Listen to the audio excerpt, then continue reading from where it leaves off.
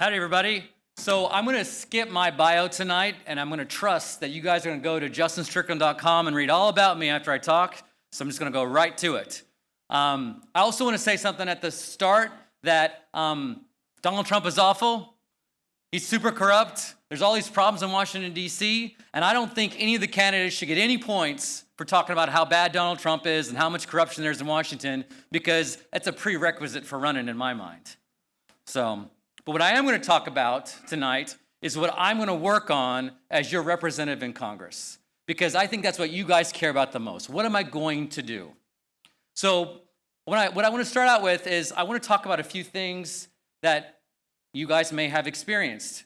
So everyone in the room, if you guys can participate in this with me, raise your hand if you've ever paid a minimum on your credit card. All right? Raise your hand if you ever had to live paycheck to paycheck.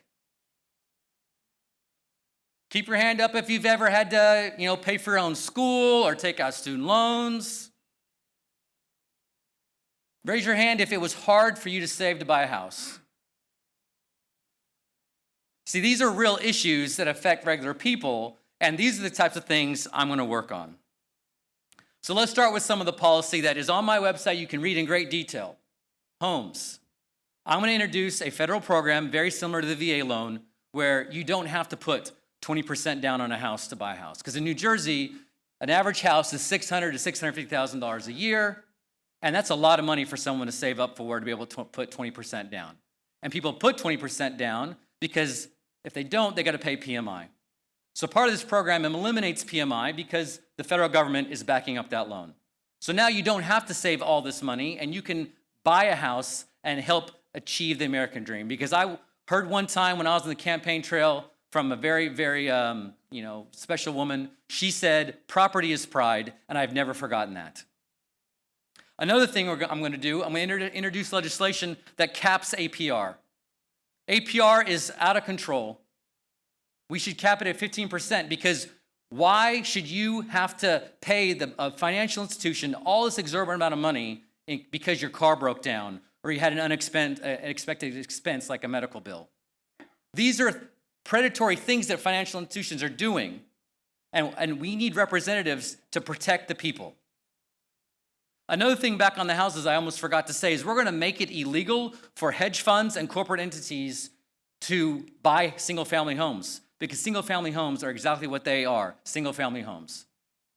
I'm going to fight for the public option, because we actually already have a public option in this country, and it's called the VA hospital.